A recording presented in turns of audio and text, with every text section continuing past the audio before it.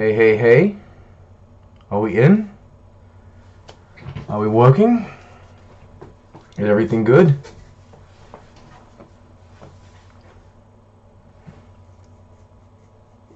Yes, good. We're in, we're working. Everything is fine.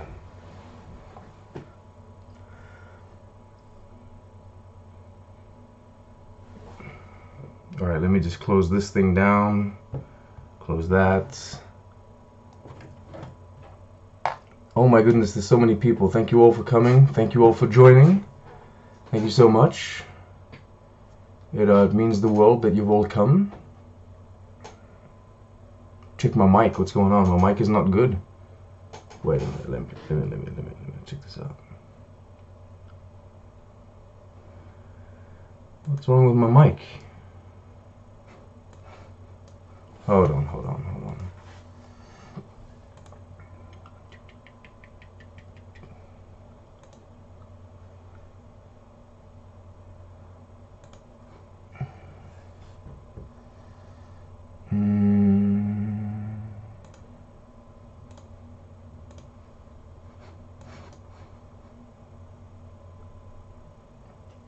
Am I on shit sound? Is that what's going on?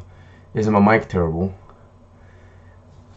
I'm gonna try and fix this, people. We've got technical difficulties. As you can see, we have a layout.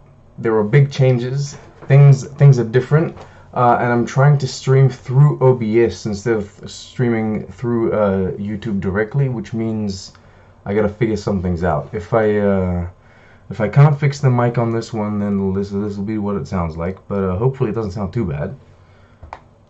I hope.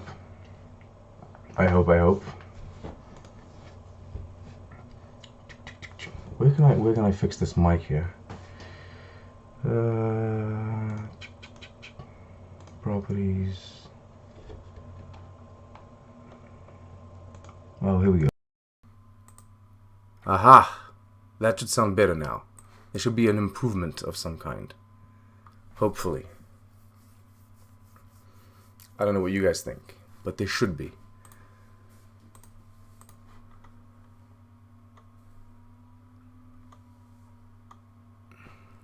Throw this over there. Juggling stuff, people.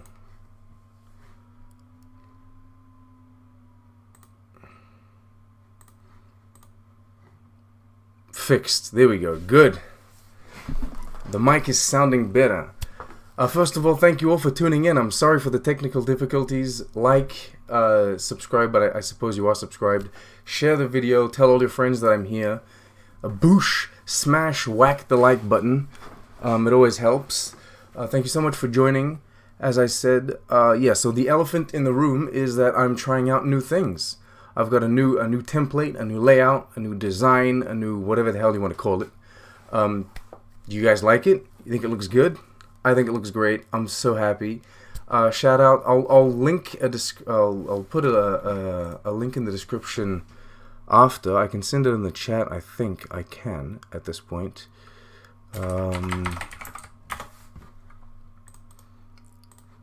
Unless YouTube blocks this thing. It shouldn't, because it's my link. There you go. Rock Tiger Design.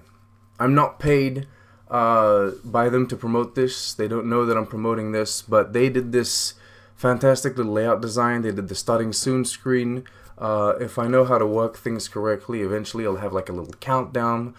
So yeah, I want to thank these people over at Rock Tiger Design for doing this wonderful thing for me. It's fantastic. They're affordable.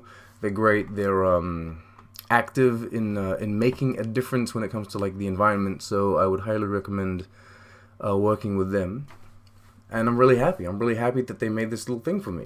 And hopefully it can up my stream game. Hopefully we can look a little better. So I don't know what you guys think. I think it looks good. I'm very happy.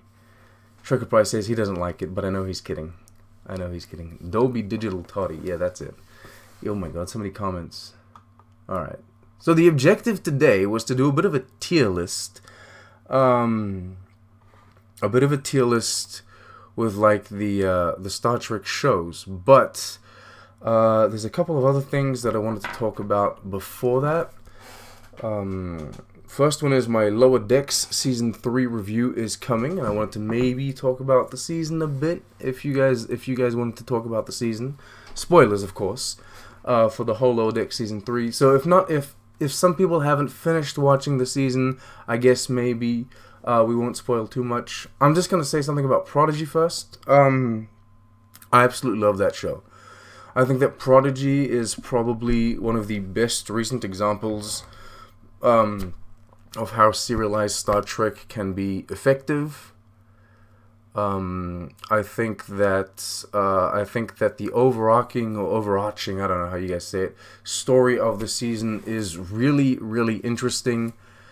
And I'm just so hyped to see the season come back. I will keep on saying this for a while, and then one day I'll stop mentioning it. I'll get over it. But I am a little bitter and a little pissed that they didn't respect Prodigy enough to let it finish its season 1 run before releasing like Picard, Strange New Worlds, I think Discovery even, and Lower Decks in between those two 10-episode segments there, or half seasons. So yeah, I'm a bit disappointed in that, but hey, it is what it is. In the long run, when someone comes back and streams these shows, 20 years in the future or anything, we won't see that. They won't notice it. They'll just watch it in one continuous run. But yeah, at least I'll say this. At least episode 10 was like a good cutoff point. They handled their like mid-season break, I think, quite well. And we're coming back with like good intrigue, a bit of a good bang here. Slight spoilers for the episode. Gwyn is like regaining her memory, and so I guess I don't exactly know why they took the memory. Well, I know why they took the memory away. I would have expected them to drag that on for a little longer. But so many viewers and so many likes. Thank you everyone. I started the stream at 3:30 instead of 3 today, and I was like, maybe that's better, because I noticed that most of you tuned in around the 3:30, you're going on to the 4ish mark. So I thought if I do this at 3:30, maybe it'll be better. So yes, Prodigy, it's great to see Prodigy come back. A huge congratulations to everyone that's working on the show. I am warming up to the visual style of it. It's not my favorite like aesthetic. Let's put it that way. It's not my favorite aesthetic when it comes to characters and movement, I guess. When it comes to like planets, like environments, even like the sets and the ships and all of that, I really like that. I think it has this like painterly aspect to it, and that looks really, really good. But like the characters, they have a sort of almost like I was going to say animated, but it is animated. It's an animated show. But yeah, there was almost like a jank to it, a bit of an odd, bizarre way for them to move. And then I guess it shows up even more when it's characters that like Hollow Janeway is a representation of Janeway. And so we've seen Janeway move on screen for years and years, and so it is a bit odd when she moves around. But it's still great. I love it. And I'm excited to see where the season goes. Opinions on Beltran aside, I'm happy to see Chakotay eventually come back. And there's characters that we love, and then there's the actors that portray them. We can think what we want about the actors are not the same as the characters. That's what I'll say. Where is Starfleet Boy? Asks Cake is Eternal. All right, so I'm gonna have to. I can flame him or I can apologize for him. No, I'll apologize for him. Starfleet Boy is caught up with life at the moment, and I guess this comes back to kind of like the format and what we're doing here. As you've noticed, I'm going to try and stream regularly on Tuesdays. I think 3:30 is a pretty good thing. But we had started streaming, Starfleet Boy and I, at 10 a.m. Aroundish on Tuesdays as well, because we were doing the Second Breakfast thing, the Lord of the Rings show streams, and the objective is that him and I will carry on doing those streams. Now, we won't be talking about Lord of the Rings just. We'll be talking about, we want to jump into 12 Monkeys. We're going to be doing 12 Monkeys, I think, like in 5 episodes, like 5 episode chunks, or like 5 episodes, and then the 3 final episodes of that one season. I think that's the objective, and then we can also do some like random chats now and then if I'm not caught up with where we are, because I'm not always caught up. Like he binged all 4 seasons of 12 Monkeys in, I don't know, like it took him a day, right? I don't know how long it took. I don't have time. I'm catching up. But yeah, but in the meantime, Starfleet Boy is kind of occupied with life and with a great many things, and so he cannot be as present in the streaming space as he is usually, so he apologizes for that. But, I mean, eventually he'll probably get back to doing his usual streams as much as usual and what have you, and on the Starfleet Boy After Dark channel, go subscribe to that. That's where we'll be doing our 12 Monkeys discussions, and we'll be doing our just random chat. Sometimes we might just want to, not talk about 12 Monkeys or anything in particular. We just want to hang out. We like to hang out. Him and me, we hang out all the time out of live streams. Why can't we hang out in live streams? Spoilers, small spoilers. I'm not as big a fan of 12 Monkeys as him at the moment. Like, he seems to believe it's the best show that's ever been produced. He's a bit of a hyperbolic guy. I don't think that. As of now, but then I'm only early in season 2, right? I haven't finished the show yet, so we'll see how it all connects together. I also have seen the movie, like the film on which this show is based, and I also have seen the short film, like the French kind of like avant-garde kind of artsy-fartsy short film on which the other film, the Hollywood film, is based. So I kind of know like the big plot twists and the big reveals of this story. He didn't know that coming in, so I'm thinking maybe that kind of affected his opinion, although we'll discuss that with him when he's here. So many promos, been missing out on so many things you guys do, so I really appreciate all this input. Yeah, I guess this is promos, but it's also catch-up time. I like to talk about what other people are doing as well. I've seen the first 8 or so episodes of 12 Monkeys. I can handle 5 episodes at a time. A whole season is way too much for a stream, in my opinion. Yeah, I think so too. I honestly think like we would just, well, he's the one that brought it up, because originally I thought we were going to do just 4 streams for the 4 seasons, and I was a bit overwhelmed, but then he mentioned that, maybe it's just too much, and I agree, like, especially with like a time travel shenanigans show, I think maybe there's just too many things to address and too many things to talk about. Hey Dean, how you doing, man? I think that maybe there's just too many things to address, too many plot twists, too many story beats, too many character like evolutions to talk about in one single stream, and like one single, because we try to keep these things at about an hour, right? So yeah, so 5 episodes a chunk is better. Also, it will enable us to we're talking tiers but not yet. Yeah, I have to build into these things. When it comes to 12 Monkeys and any other show, I think that just like we'll do 5 episodes. It'll give us time to kind of reflect on those 5 episodes. We can all maybe go back and like not necessarily rewatch them entirely, but at least look at the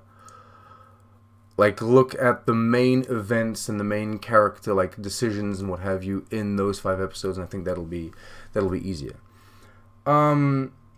Streams are time consuming. Nonetheless, which means I don't know if I will always be streaming in the afternoon if I have done a stream with Starfleet Boy in the morning, but nevertheless, the objective is to at least always bring one piece of content every Tuesday. So either something with the 2 of us in the morning or me in the afternoon. Like if there's nothing with the 2 of us in the morning, I will do something in the afternoon. Oh, that's for sure. So yeah, that's all that. Lower Decks. Although we can throw in some commentary on Lower Decks, I guess, once we get into the tier list. Unless you guys really want me to comment on that now. I've started writing the review. The review will be coming, I don't know when, but I've started writing that. There's so many comments, I can't keep track with it. Hey, Ruben, how you doing? Thank you. TNG #1, no question. Yeah, I feel like most Star Trek fans all look at their own like show and they're like, #1. Number one. But we can't put everything at S tier. We can't. Well, we could, actually, if everything was flawless, but I don't think so. But maybe we can try, I don't know, can I do, like, votes on this thing? I think I can. I think I can have you guys vote. Ooh, I can start polls. So maybe we can do, like, polls, and then we can do, like, a balanced thing between, like, what you guys think and what I think and do. So Trekkerprize says, curious, what do you guys think of the identity title for Star Trek Lower Decks and Strange New Worlds? The ships flying around, Prodigy missing that. Is that because of Nickelodeon? Okay, so you're talking about like kind of the Star Trek universe branding, I guess, that they got going on, which is kind of like their own take on like what the MCU does and what the DC extended universe does. I like it. I think it's really, really cool. I also love the fact that they changed the ship for Lower Decks there. I think the only reason why Prodigy doesn't have it at the moment is because technically Prodigy started releasing its first season before they implemented that. Like Prodigy, the first part of Prodigy Season 1 came out before Strange New World Season 1, and Strange New World Season 1 is where they put that in. So eventually they'll get there. Also, I hope that Picard Season 3 will have the quote-unquote normal Star Trek font when it comes to like the logo in the opening, you know, in the title sequence. I don't want that like Discovery Star Trek font and then Picard underneath. So hopefully we're working to a more like homogenized and consistent branding. I like that. I would eventually like to have like a consistent and homogenized, physical release thing that we can all line up on our shelves there, and like, oh, beautiful. But yeah, Prodigy should have Murph flying around the Delta in the beginning. That could work. Murph lives in outer space. That's pretty cool. Let's rank fonts. We could do that.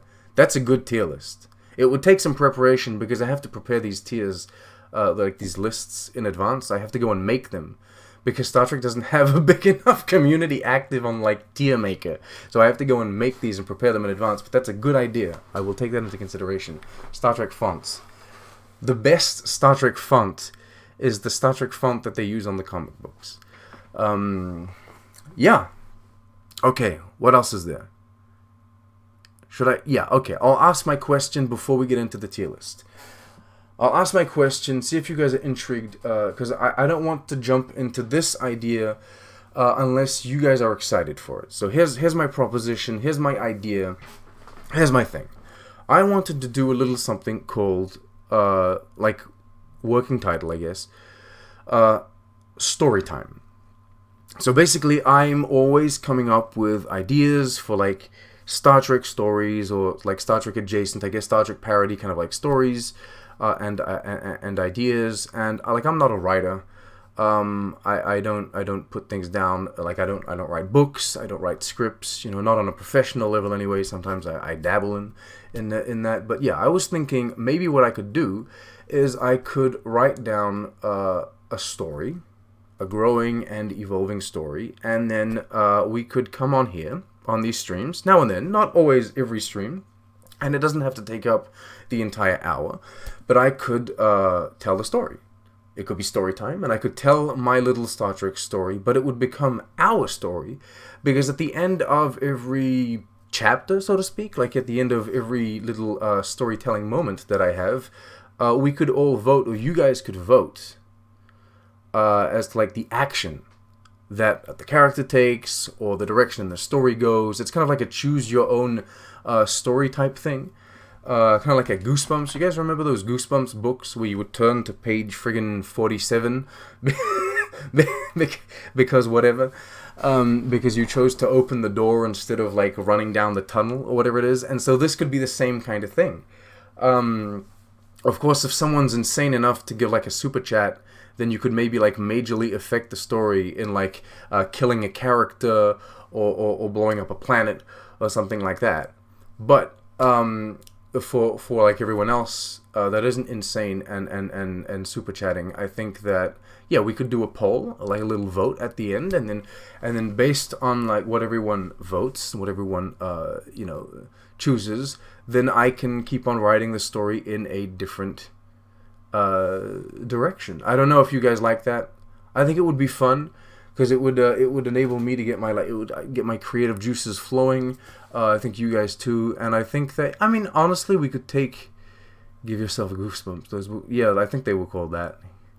I think it would be fun. I think it would be really fun. And also, it would be a nice way to kind of like promote and highlight a lot of the talent going on in the community, because even though I would be writing like the story, you guys could come in. I have zero creative bones in my body, but I'd listen. Well, that's part of it. That's part of the experience, listening. But artists could come in and do some fan artwork if they wanted of the characters that we're creating, that we're crafting over time.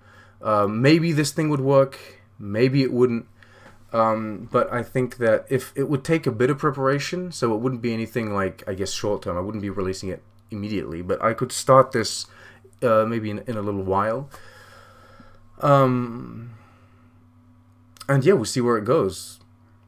I would like that. I would like people to participate as well, and creating little artworks and designs for the characters that we imagine, and the ships. Everybody likes drawing a ship.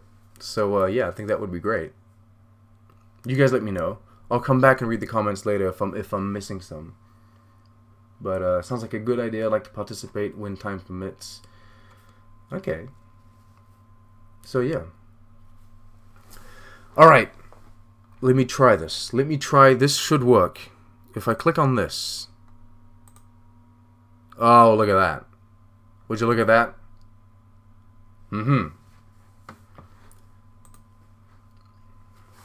Thank you for making these overlays. It looks so cool. So what we're looking at here is the tier list that I actually created, not so much for the shows, but I created it for the title sequences. But you know what?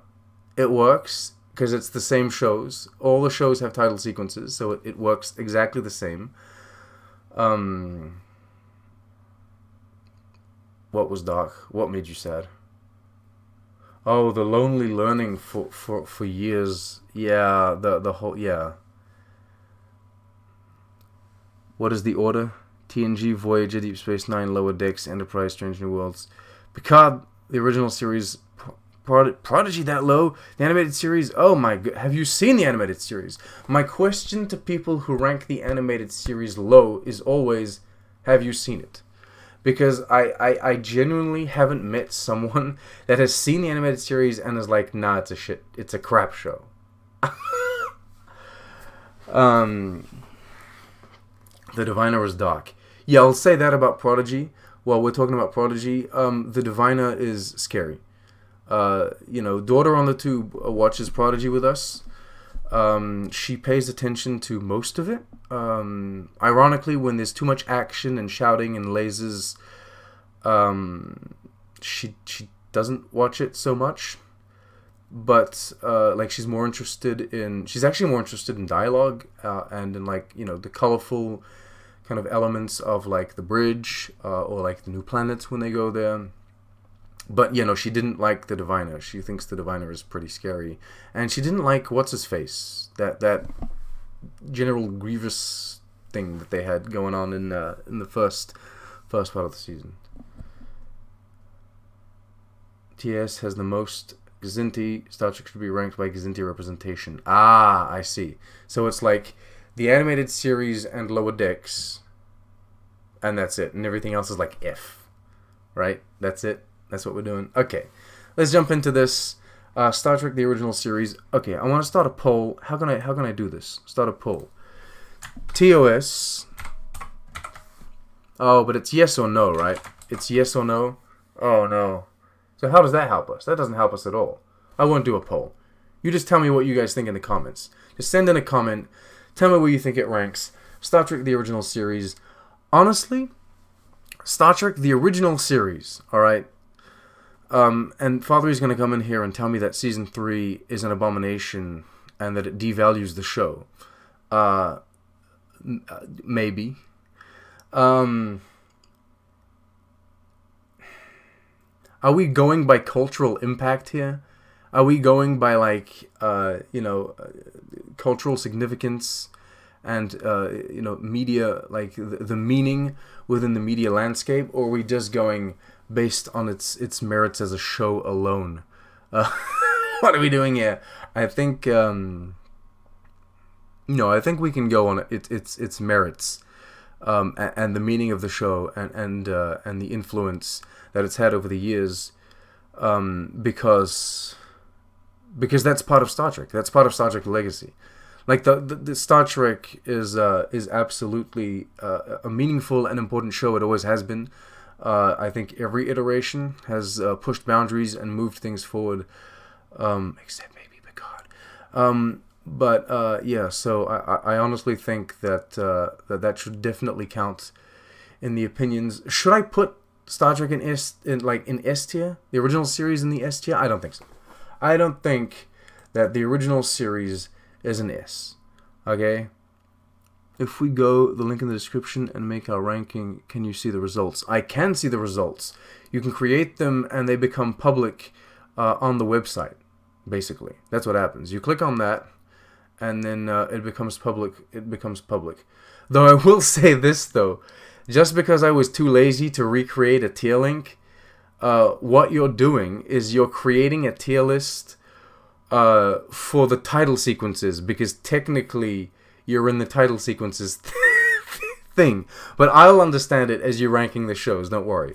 It's just people that randomly fall upon your little post one day will be like, why'd you rank the title sequences like this? But anyway, I think it's an A. I think it has cultural significance. I think it has a lot of meaning. I think it kicked everything off. It deserves that respect. I don't think it's S, because by far not a perfect show. As Valerie has pointed out many times, it wasn't a cheaply made show. It was actually a very resourceful show.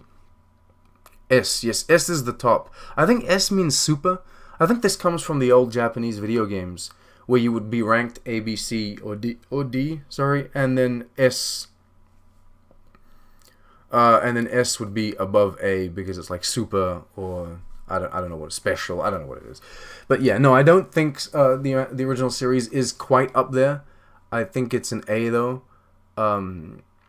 Definitely, it's a good show, and it was innovating in a way that most shows haven't been innovating since then. You know what? Like, I love my Voyager and I love my Deep Space Nine and my Enterprise, but like, these shows aren't necessarily as innovative in terms of technology and the stories being told.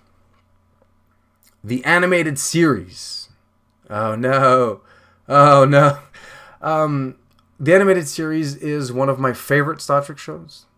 I don't know if it's one of the best Star Trek shows, but it's definitely one of my favorite ones. I think it is. So the animation is janky. I do think the animation was cheap. I do think that. I don't know if I'm correct in saying that, but no, like the animation has jank to it. There are color problems. It's very aggravating that not everyone came back to do their voices, or at least, how should I put this? Not everyone was asked to come back to do their voices, rather. But I think that this show has withstood the test of time better than the original series in a lot of respects, because it takes the 50-minute format and condenses it into like 23. And considering they only really had ever like one plot going on at once, there was only the A plot going on back in the days, it just makes it easier to swallow, basically. The pill is easier to swallow with only 23 minutes going down. Normal animation for the time? Yeah, no Chekhov. No Chekhov. I don't think that it is as like culturally meaningful as the original series. I do also think that, by kind of like, by default, this show didn't really have to build its own kind of like presence within like the fandom or within the space, the universe, it had a lot of it built up for it already. Like, it doesn't even need a season 1. Many people consider it season 4 of the original series. So just for that, I'll put it at B. I love the show. I would rather watch the animated series than the original series, but as you can see, I still think that the original series ranks higher in the tier list. Geek Filter will argue with you about the animation. Yeah, I don't know enough. Maybe people will tell me that. But I have no problem with that. That being said, when I watch it, like, there's a certain level of kind of like jankiness to it. But like I said, like this, I feel that with Prodigy too. And then sometimes Lower Decks, there's a chair missing and someone is sitting on an invisible chair. So you know what? There are animation errors in every era of animation. Walter got to make Spock 2 at least. Yeah, that was really cool. That is, you know what? There are some amazing episodes in the animated series. And the Phylosians are absolutely a species that I want to see come back. Please bring back the Phylosians. Joel says, I remember watching cartoons made around that same time in the USA. In the 80s, the animation was much worse. Oh, really? Walter didn't nearly have a great voice. Oh, yeah, okay. But I mean, still, I would have brought them back. Well, this is the thing that they do now, though, with like Disney, with like all their Marvel shows. They bring in all of these actors to voice their own characters, which I guess is cool for like consistency and continuity. But voice acting is a different job than actual acting. Than like physical, like on-screen acting. They're different jobs, and so not all of the actors that they hire for these MCU films are very good voice actors, and when they bring them into the studio and they voice their characters, sometimes it's a little awkward and you can tell. But yeah. The Next Generation.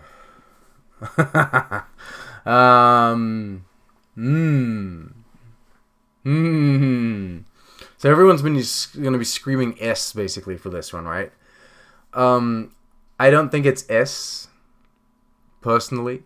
I just don't think it's that high. I do think it probably sits in the A tier because it's a very, very good show. It struggles in its beginning. F. Are we talking about the Enterprise F here, or are we actually ranking The Next Generation in F tier? What's going on, Dean? What is going on? Hey, look.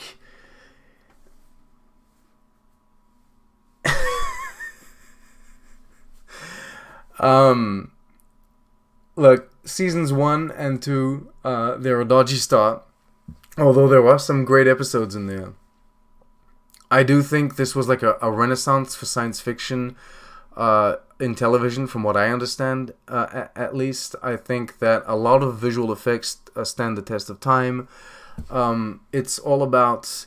it's all about conveying those story beats. Star Trek is like that. Sometimes the visual effects is not the best visual effect. Like, it's not the most cutting-edge thing that you'll see. But it will absolutely convey the story that they're trying to tell. There were some absolutely mind-blowing concepts that were thrown into, like, The Next Generation. They were making an episode a week, which was nuts. I don't know how they kept being that creative for that many episodes. Father says, I love TNG, but I think it's the most overrated Trek. Lots of great episodes, but lots of forgettable ones. Yes, that's where I was getting to. I do think, though, because it is one of the kind of like most mainstream shows, or it's one of the shows that everyone's dad seems to have watched, right? Everyone's dad seems to have watched The Next Generation at some point, or like friggin' The X-Files or something. And so I think it just gets a lot of like nostalgia love. But a lot of Next Generation episodes, there are episodes that I don't know how I call them anymore, but there are episodes that just are. They're not necessarily bad ones, they're not necessarily boring ones, they're not necessarily filler episodes, but they are just episodes that exist.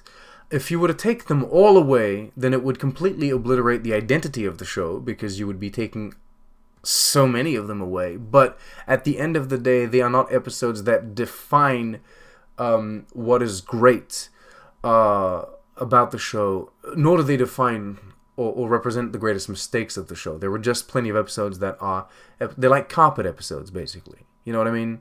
They're there in every episode. The carpet is there. You walk on it. You need it to walk. And if you took it away, it would be noticeable. Everyone would complain about the glare on the shine. But at the end of the day, it doesn't change. Like, it's not the thing that everyone's talking about. Hi, Joanne. How you doing? I'd put it in A. I'd put it in A. I think it does have like a great cultural impact, though. It's very meaningful, and I think that in terms of fandom, people have reacted so positively to seeing these characters come back in the next generation, in Picard, and also I think that like the widespreadness of like the mainstream attention that the next generation gets is the closest to what like the original series gets. Which can be said about no other show. No other Star Trek show, I think. So, yeah. That's where I'd put it. Here we go. We're jumping into the big one. The Star Trek, the Deep Space Nine. Okay? Led by the Cisco. Okay, let's not kid ourselves, right? This is an S tier. This is it. This is like the best Star Trek show that's ever been made. I think everyone's fine with that. It's not my favorite, and it's not the one that I go back to every time, because like Braxton says, it gets a bit tough to watch sometimes when like everyone's dying and they're reading all the names. But yeah, I think it's the show that has handled both the episodic and serialized format the best over the years. It was like innovating in that respect. I think that the documentary for this show, it makes a very, very solid and valid argument about how, strong it was in terms of like black leading characters. You know what I mean? It could have been maybe a little more bold and a little more brave in terms of like, a few characters' sexual orientations there, but like we've seen them talk about it, they were going that way. They were intending that. No, I think honestly, it took a lot of the concepts. Not only did it manage to kind of flip a lot of the concepts that we've seen in Star Trek up until this time. Flipped it on its head completely, with like Section 31 and stuff like that. But also it managed to reinforce the values of the Federation and of Starfleet, and really connect all of those values with how we live in real life. I think it's a great show. I really do.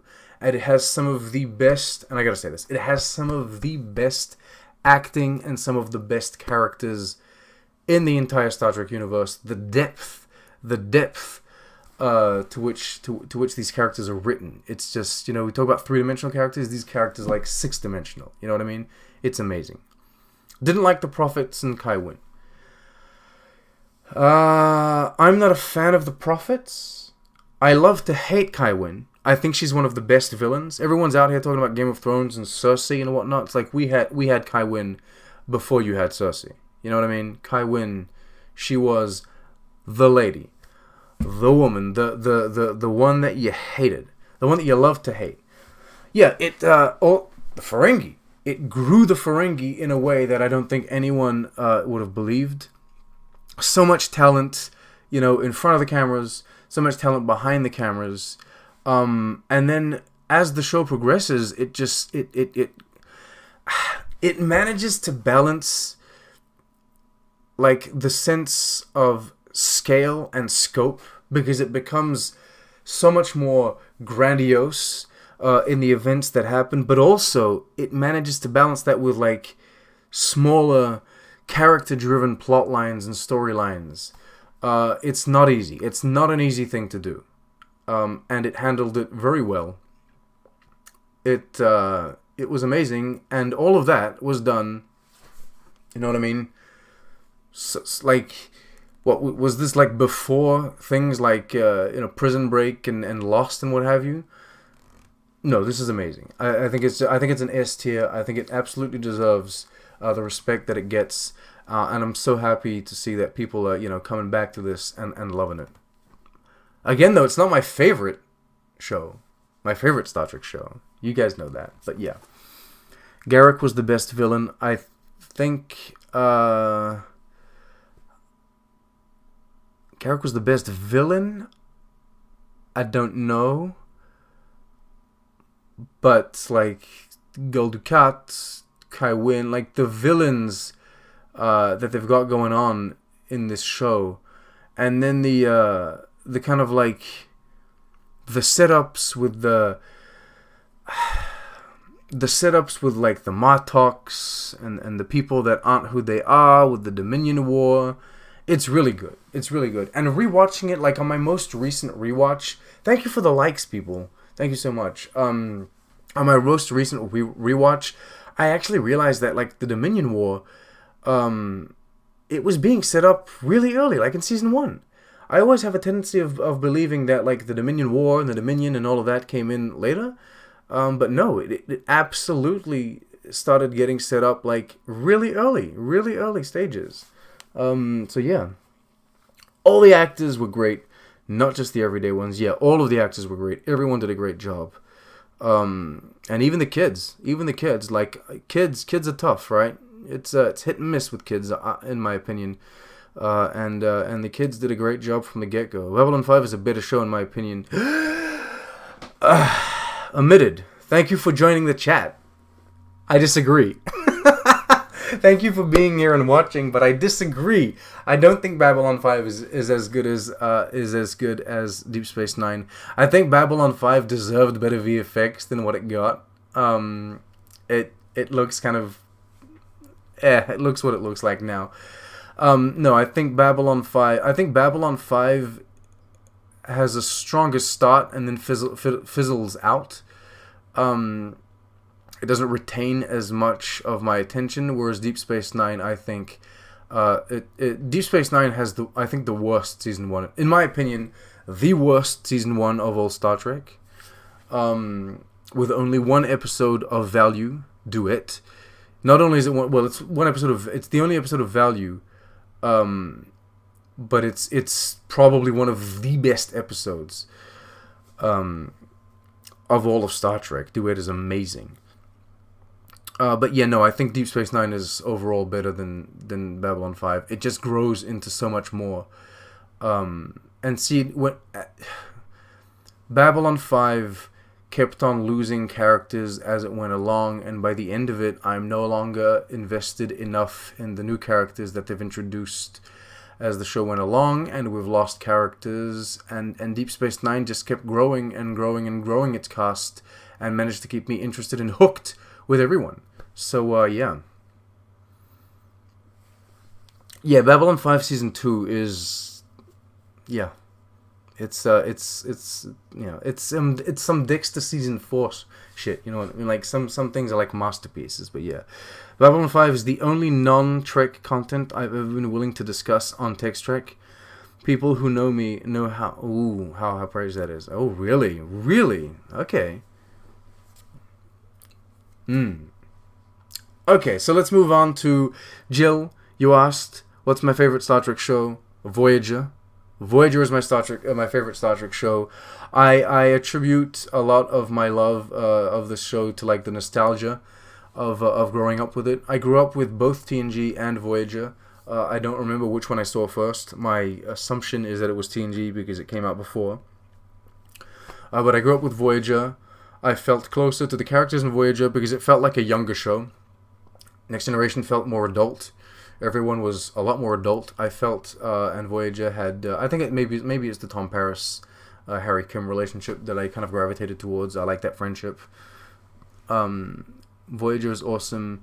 My go-to comfort show. Yeah, it is my go-to comfort show. There used to be a podcast called Warm Blanket, and it talked about Star Trek being the warm blanket. Well, you know, within Star Trek, Voyager is my warm blanket. I'm very, very fond of it, though I do concede that it does have its problems. It is also not the most culturally relevant of Star Trek shows, although I'll say something.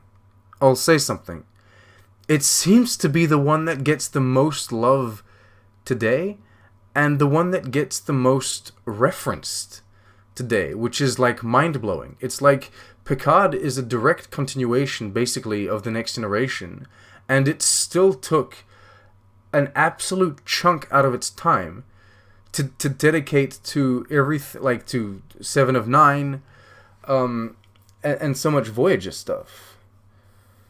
There was one day a big report that Netflix was showing that everyone, like, it was the most rewatched show. This may be because people had tuned out and stopped watching it back in the day. I don't know, but yeah, no, it has the most rewatches. And this is my controversial opinion, I guess. I think Voyager is the closest any modern Star Trek has ever come to recreating the experience of the original series. I think we went out there into the vast, the great unknown, into the vastness of the blackness of space, and we met new species. We went through new wormholes, and we were going on new adventures, and that's just something that shows like The Next Generation or Deep Space Nine didn't really do as well, in terms of kind of like recreating the idea and the concept of the original series. Voyager was the most watched show on Netflix because so many people watched Endgame to see how they got home. I see. Voyager had a lot of time just traveling. No need to meet the alien of the week every week. More time for character development. Yeah, that may be true. It may be true. But yeah, it is gaining in popularity, I think, as it goes on, especially with like Picard showing love for it, Prodigy showing love for it, Lower Decks showing love for it. And I'll say this, I think that in terms of like feminism too, in terms of like female representation and women in like powerful positions, I think Voyager is the king in Star Trek. Boom, I'm putting it in the A. Don't fight me on this. Voyager, Captain Janeway is an amazing captain. Yes, they changed her haircut all the time. Who cares? Yes, sometimes they would write her a little more like this, and sometimes they'd write her a little more like that, but that seems to happen with every show, sadly. Where's Harry? Harry resigned. He was tired of being an ensign. And I think B'Elanna is an amazing character. I used to not like B'Elanna when I was younger, but growing up, like living in New Zealand and then living in France and experiencing like two completely different cultures, being displaced like that, and then being in France and seeing so many people coming from like North Africa or other countries and feeling like kind of like, I don't know, disconnected with the cultures from which their parents come, and the place where they're actually living now. I don't know, but B'Elanna started resonating more with me as a character in her story as I grew up. Seven of Nine, she's become iconic. I think Seven of Nine is just as iconic as like someone like Data now. I think Voyager deserves its spot in A tier. It does have a couple duds, there's always a couple duds, a couple episodes that you're just like, you know what I mean? It has its the El Royales, or whatever the hell they call that TNG one. But no, I think it's great. And yeah, B'Elanna and Tom was the first time I thought characters show were improved by a relationship. Yes, I agree. I'll say that. I am tired and fed up with relationships that don't go well, that don't have a certain stability to them. In real life relationships, they have their ups and downs, but usually there is a certain a stability to them that TV shows don't seem to provide because they want the drama, and I felt like Voyager did that well. Enterprise! I'm gonna get some Jesse Gender hate, but it ain't no S. Alright? It ain't no A. I'll tell you that. And I don't think it ain't no B.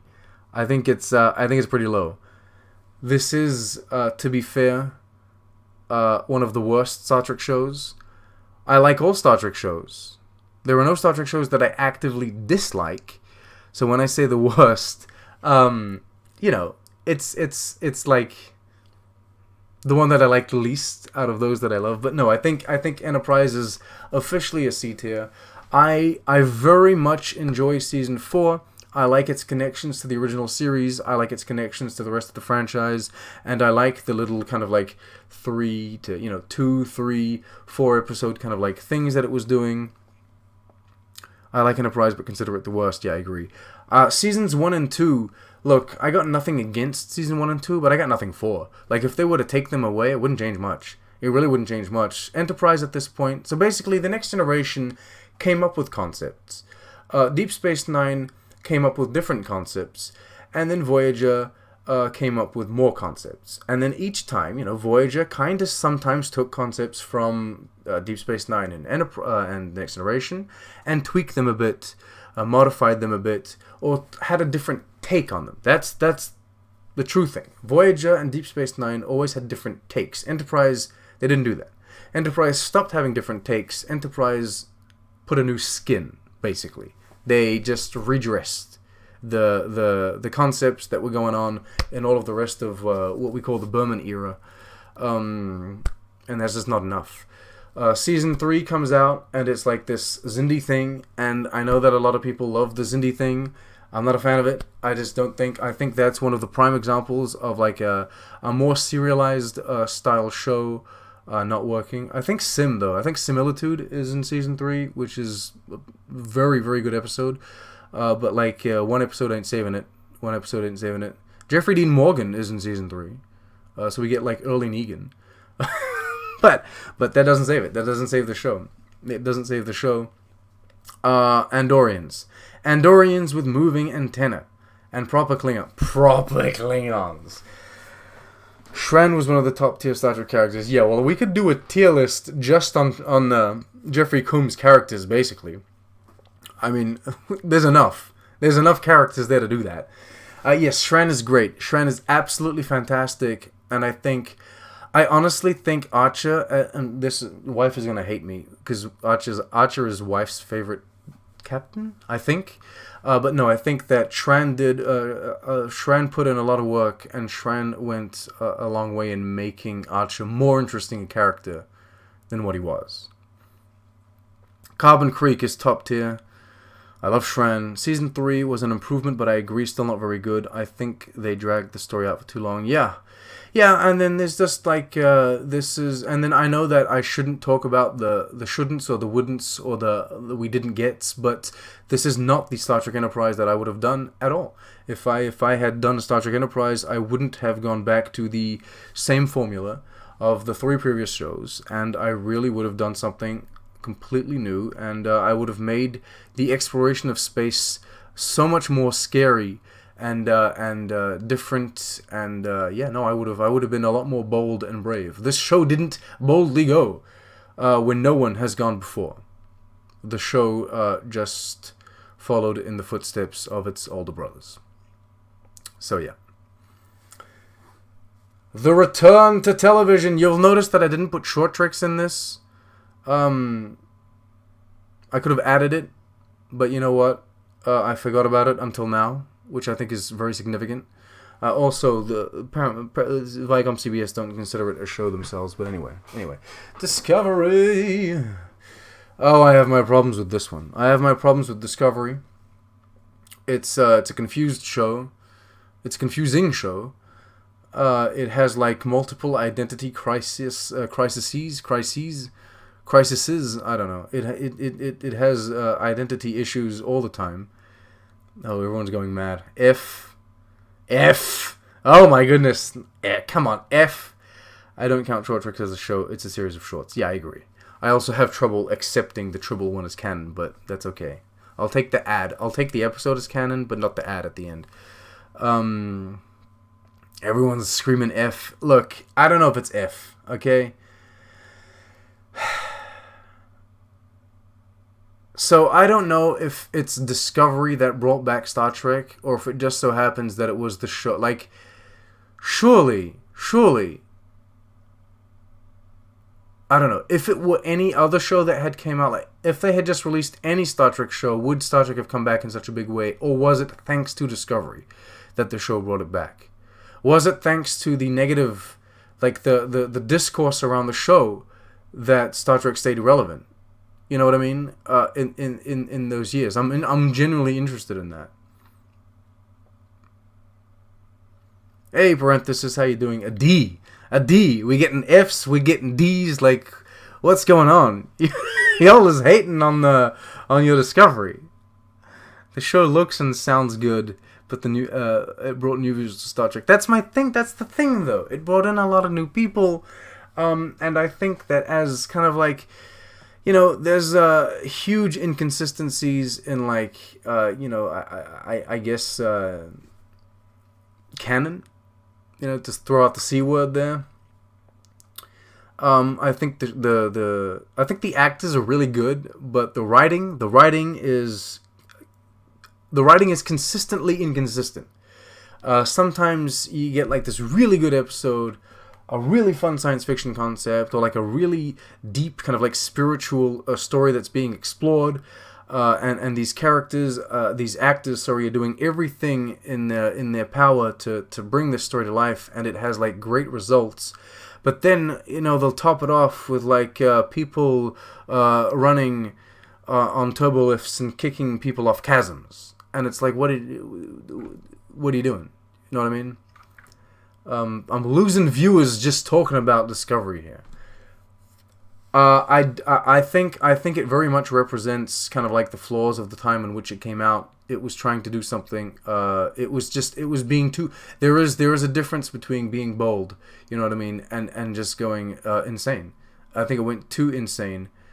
I think it went too nuts. I'm putting it C. I don't think it deserves the D. I really don't. I don't think it deserves the D. And also, let's not forget, we have now changed category in a sense. We have now entered the newer era of Star Trek, which is an era in which these shows are still growing and continuing. Because we're going to have to come back to this tier list in a few years and readdress and re-rank some of these things, kind of like based on how they evolve and grow and continue on. Omitted is like mad. The stories are shit. He says, no, as I place it in C. Look, honestly, I think it's fitting that it sits next to Enterprise because it feels like a continuation to Enterprise more than it does a prequel to the original series. You know what I mean? That's what it feels like to me. There's... And I'll take this like this. I think a lot of my frustrations and my gripes with Discovery are not so much with the show, but with a lot of the behind-the-scenes things and a lot of the way that they were trying to sell this thing. Like, if they had been more honest, more upfront, more kind of like, I don't know, more direct about what they were doing, and if they stopped in every goddamn behind-the-scenes interview trying to force the word canon, we respect the canon, we love the canon, we want to do the canon justice, with all of these people that they're interviewing, if they had stopped being so, like, fake about it, then, I would have probably had an easier time accepting this. I won't get over the fact that they redesigned the Enterprise also, but we'll get into that further with Strange New Worlds. Grudge is too precious to be in the bottom categories. Hey look. Ain't no cat gonna change my opinion on a show, okay? It's a cat. You know what I mean? I don't care about Spot. Star Trek Michael Burnham is how I see it. I got no problem with that. I got no problem with the show being about Michael Burnham. I got no problem about it being her journey. I think that people are kind of mad about the show being Star Trek Michael Burnham. Not so much because that concept in itself is not good, but the execution of it was kind of fumbled. I think that there could have been a way better way of executing that kind of concept. So yeah. She's a queen. Oh, we're talking Grudge? Grudge is the queen? Well, Janeway is my queen when it comes to Star Trek. Queen Arachnia. Okay, Picard. Okay. Where are we sitting here? As I said, we're gonna have to change this later on because We haven't seen season 3, but right now we're ranking seasons 1 and 2, and do you have? I'll let the chat speak for me on this. Do you have any good things to say about Picard here? Starfleet Boy, if you're present, let it be known. Speak some good of this show, because I don't know. Season 3 will kind of save Picard, in my opinion. I mean, that's what Terry, my boy, Mr. Metalis, everyone's counting on this. Everyone's counting.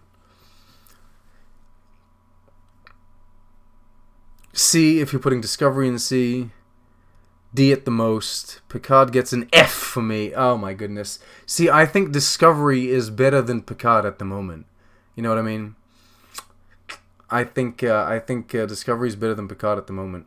I think, I have my problems with Discovery, but, everything that Picard has going for it is mainly focused on, like, nostalgia or banking on elements that I already appreciate and enjoy.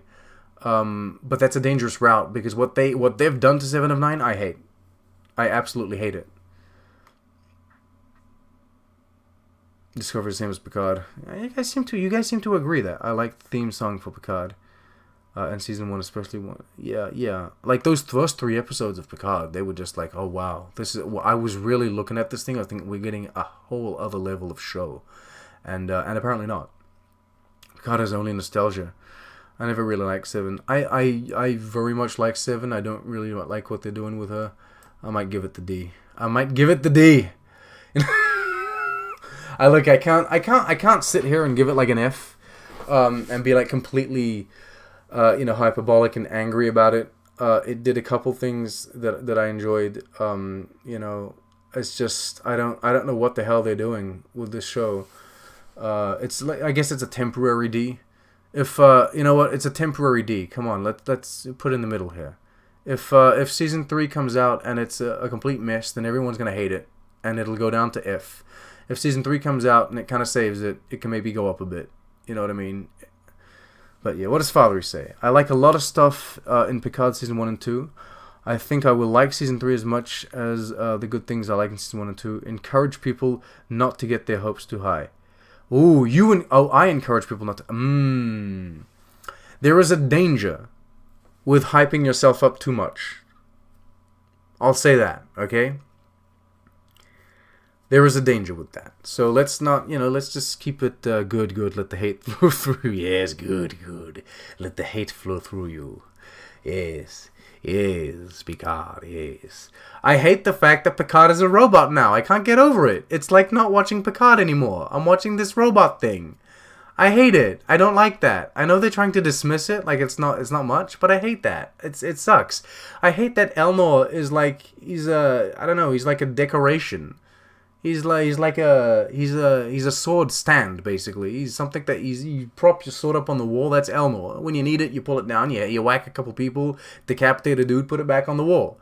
It's like I hate that. I hate that. Rafi's an interesting character. You know what I mean?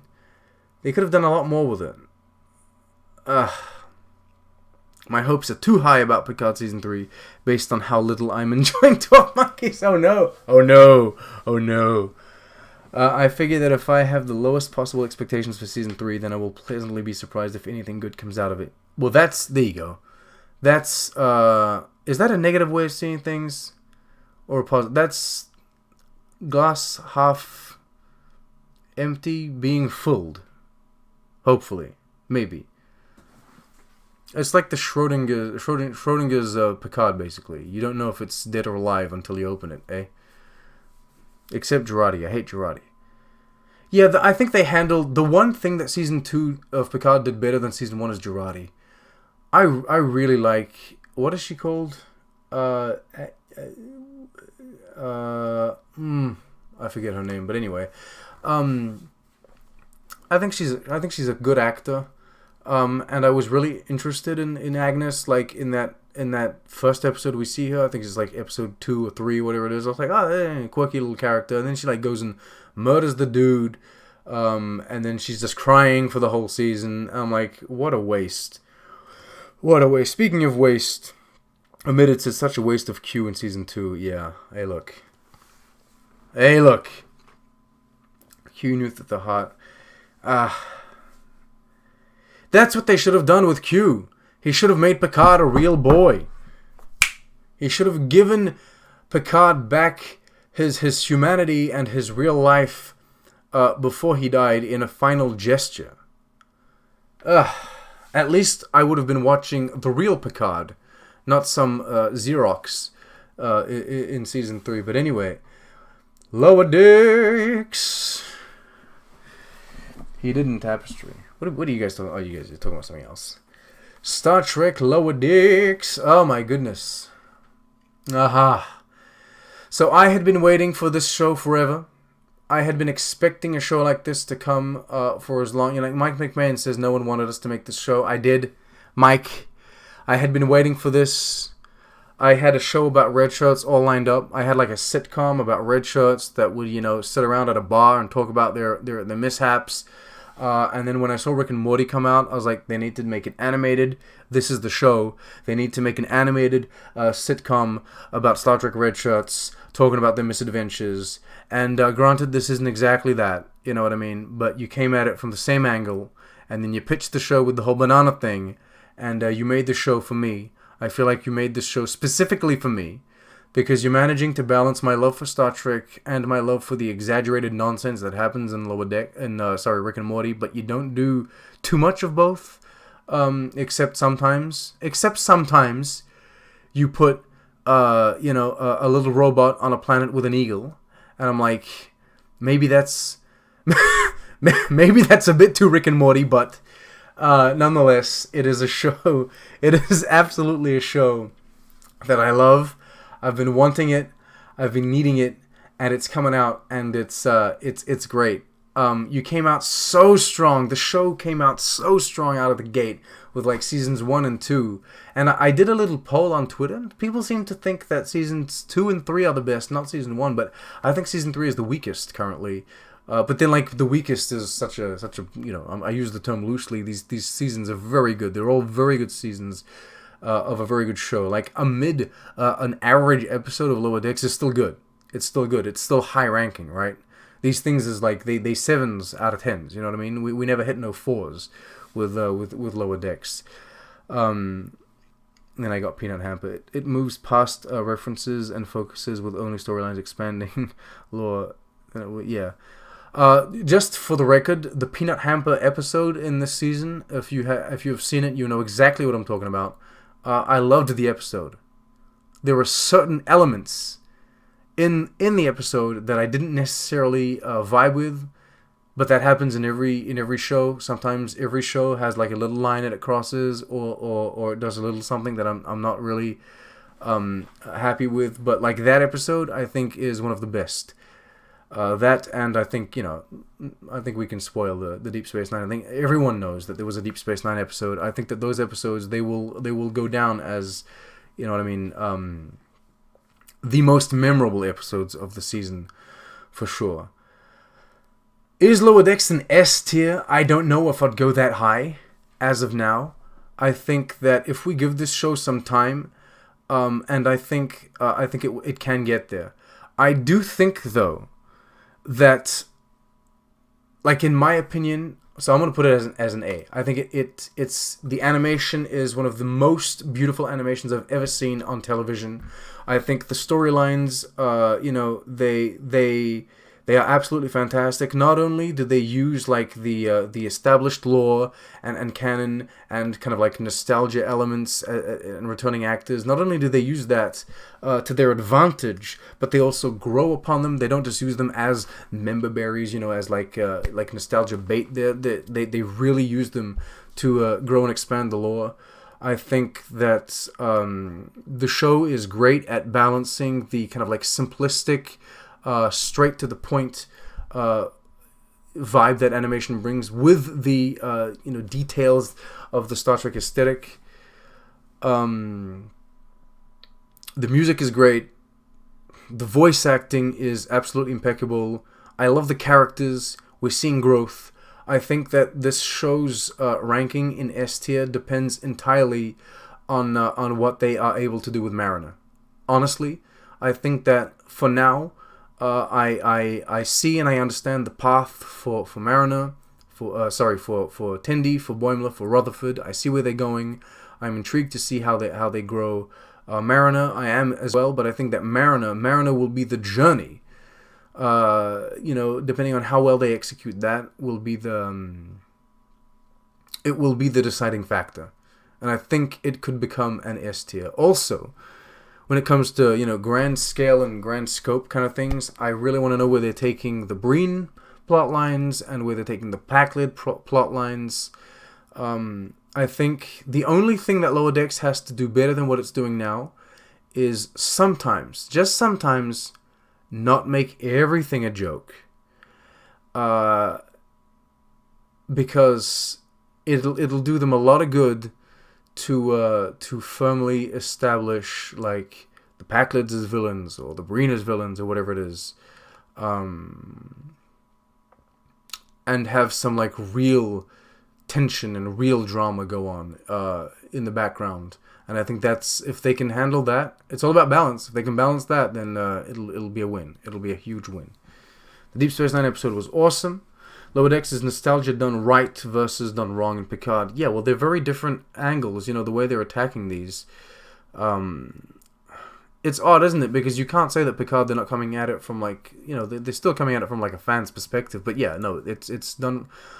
Yeah, I guess you're right. I would argue that one is done right and one is done wrong. But then we don't have Starfleet Boy to fight me here in the comment section, so, we'll leave it be. He might leave a comment later on the video.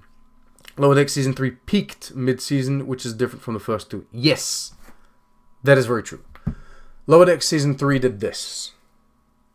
Whereas, the other seasons kind of, like, grew. They grew up. So, yeah, that I agree. They have a bad Admiral. They do have a bad rule. Prodigy! This isn't fair. It hasn't even finished its first season, see? I'm gonna go B. I'm just gonna go B. You know what? No suspense, no tension here. B. It's not an A tier yet. You know what I mean? Prodigy, it ain't there with the greats quite yet. Let's wait till it finishes at least its first season before saying that. I do think it has some room to grow. I think, I think that it's very, very solid in its beginning. It's setting up the characters and the stories very well. But I think the true show, the true Star Trek Prodigy show, what it is supposed to be, it hasn't yet come. We're still in like the prologue of Star Trek Prodigy. We haven't gotten to the point where all of our characters meet up with Starfleet and the Federation and become Starfleet cadets, and they grow and learn about the Federation and go through that journey and discover a land, dare I say, where everyone is accepted and cherished for the differences that they have. No one's enslaved except if you're on a couple planets like Remus, although that doesn't exist anymore. It blew up. Depends where the focus is going. Starfleet Academy. It might be Starfleet Academy.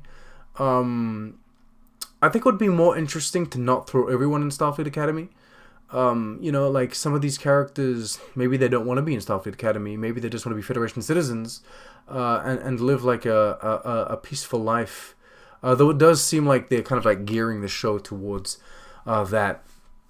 Maybe they'll make it a bit bigger in scale, and like once they've met up with Chakotay or whatever, once they've met up with Starfleet and kind of like find their little space in Starfleet, maybe they'll be like, you know what, maybe Dal will be like, I have to go find my species, I have to go find my people. Maybe Gwyn will be like, can we help save my species, save my people, that kind of stuff. I don't know where they're going, but yeah, real potential for an S someday. But yeah, I think so.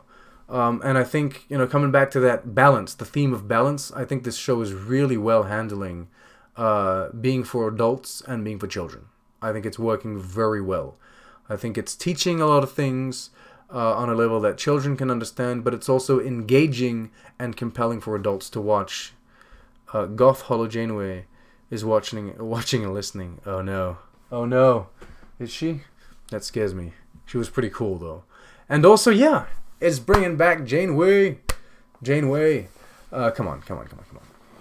No, I think Prodigy is doing a very, very good job. It's not A yet. Don't be worried. Oh, the Hageman brothers, and don't be worried. Oh, Mr. Aaron and Mr. Ben Ibon. Ne vous inquiétez pas. No, the show I'm sure is gonna get there. I'm sure it's gonna go up. I can see true potential in this show, and it doesn't seem like something that they're kind of like improvising. It seems like they have a clear vision of what it is they want to do, and there are actual sci-fi concepts that I haven't really seen before in this show, and technology too. We got like a holographic. It was like a hollow. Was it a hologram or was it rather they did the extension between the ship and the station in this episode. Was that force fields? Like an extended force field kind of thing? Oh no, I think we got those in Discovery recently. I think maybe we got a hollow landing tube. I think, yeah. Or was it hollow? Was it holographic or was it force field? I don't know. Like a non-dangerous force field. Vehicle replicator, hollow whatever. Yeah. Maybe Discovery did that, but I don't know. It's force fields like in Discovery season 2. Discovery did it first, but I like that. I think that it's visually unique. It's not my favorite art style, but no, I think that everything else is very engaging and it's a great show, and it's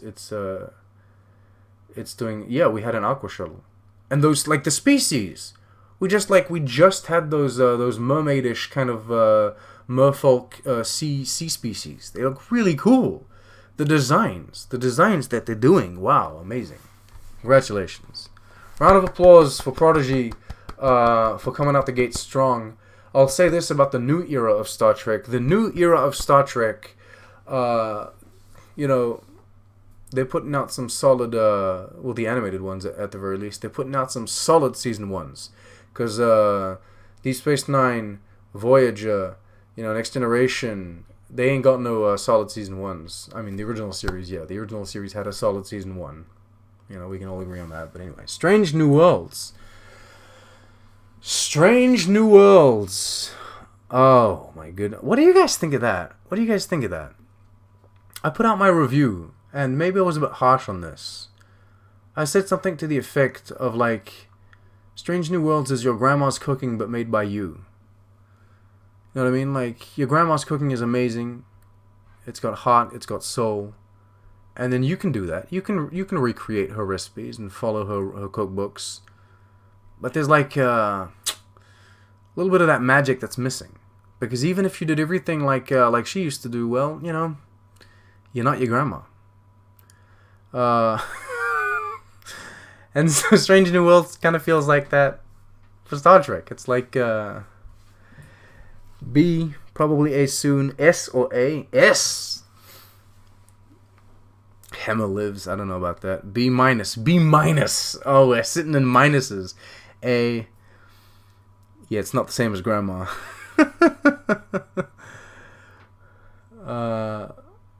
I think I might sit it in the B, to be honest, at the moment. I've only had one season. Short season. I think that some of the episodes were very, very solid.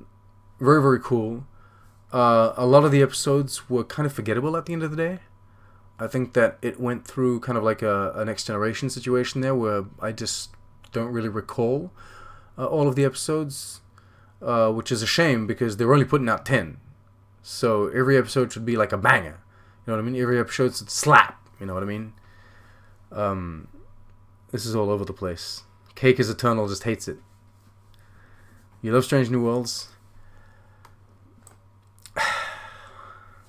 I can see the show growing, though. I can see the show getting better, perfecting, its plot lines, and I can see these characters being very compelling. You know what I mean? I can see silence phone. I can see the characters growing on me and getting better. There's a couple things that I wasn't too keen on. Hema and his not Hema. Sorry, Doctor and his daughter. They are Cyborg is back. Hey, look, I'm telling you, it could grow. It could go higher. Cyborg be really good. I'm loving it. I love the episode about the comment. Yeah, I love that too. I think that was a really, really good episode. I think it worked really well, and I like the kind of like open ending of it. But yeah, no, I think that honestly, I think that looking at this list, looking at these tier ratings, most of the, like all of the shows that are finished, I think they're pretty well set in stone. But I think that these other shows, like these 5 shows that are continuing on, or that are still, currently being released, I think that they can all go up, and they probably will. The episode, the Comet episode is TOS level wonder story. No, it was really good.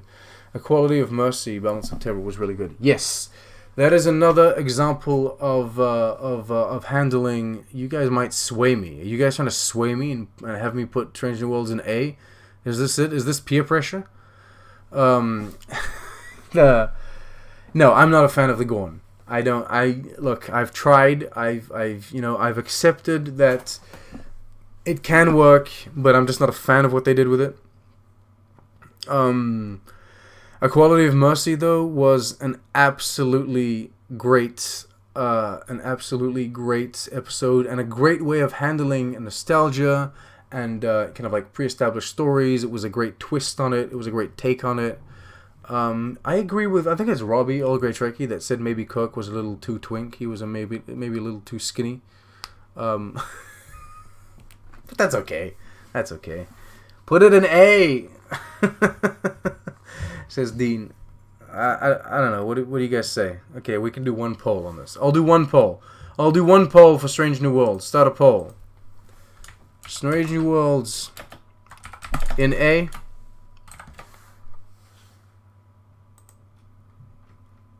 How do I do this?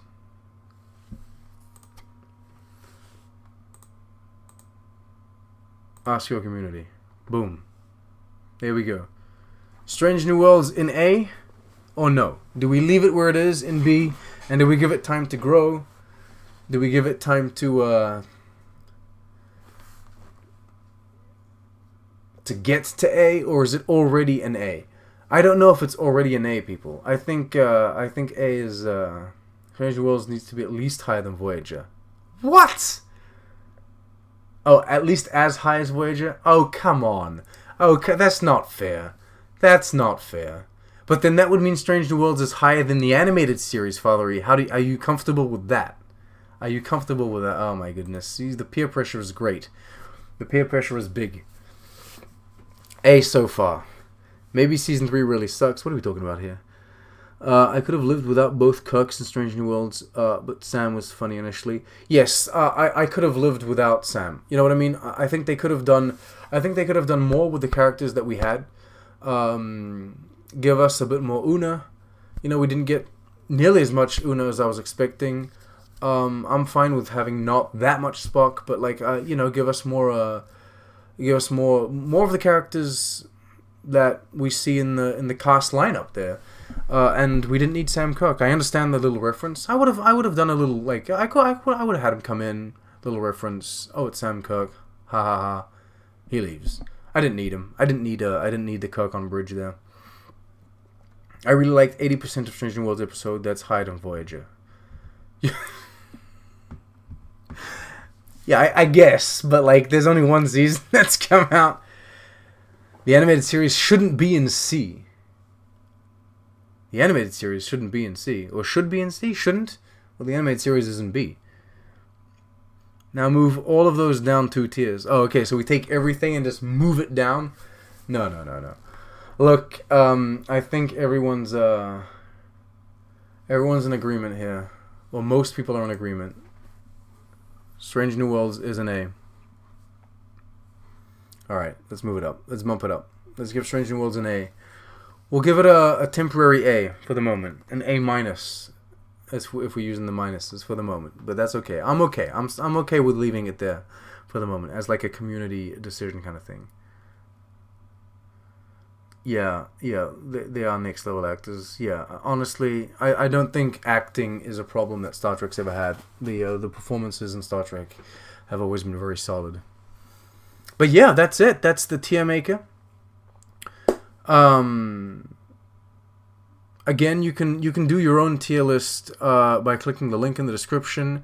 Do keep in mind, though, that the tier list, officially speaking, in the website is not about the shows itself. It's about the title sequences, because that's what I named it. But I can make like different tier lists so that you guys can do this in a more official capacity. I might create one and put it in the link so that people on the replay can click it and do it correctly. Yeah, what do you guys think? You guys think this is good? No one agrees. This is the thing. We never agree. Us Trekkies, we never, ever agree. But that's fine. That's okay. That's good. We can have a civil conversation, a civil discussion. Dean thinks it's a very good tier list. And keep Strange New Worlds in A. Okay, Dean thinks it's a very good tier list. Thank you. Thank you. I mean, you know, it's always biased. It's this ain't no objective kind of like list. We always keep our emotions mixed in, so it's very subjective. But yeah, no, that's where I think, you know, Starfleet Boy is gonna come in and hate me. I'm gonna create the correct link for you guys to click so that you guys can go create a tier list that isn't like a title sequence, that is an actual show one, and then Sahel can go and put he can put Picard in S and then everything else in like B or whatever the hell he wants to do. And then Fathery can go put his original series in S. Right? I love that everybody I know has their favorite Star Trek show. Yeah. Strange New Worlds is inflated. Aha! See? That's the perfect list because it's your list, even if it's a very wrong.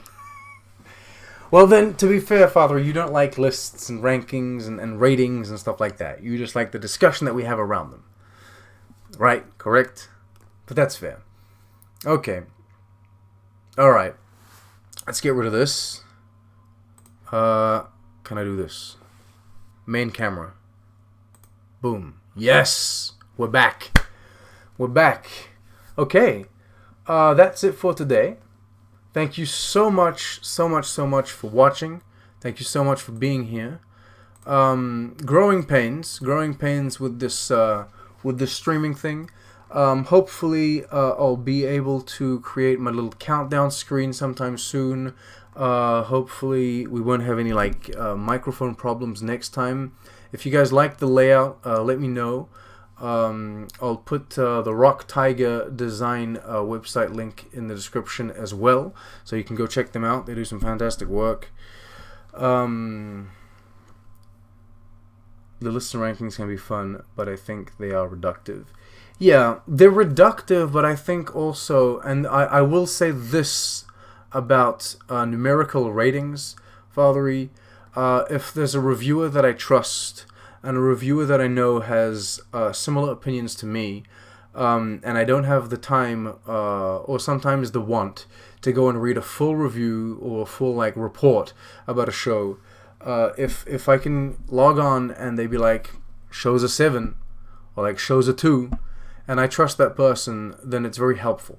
It's like, okay, maybe before looking into this, I can, watch something else because I know that they gave it a 2. Or if they put it as a 10, I'm like, oh, maybe I can put this in my list of priorities of things to at least, learn about and see if it would interest me. So I think there is a certain merit and a certain value to having these reductive, so to speak, ratings. But yeah.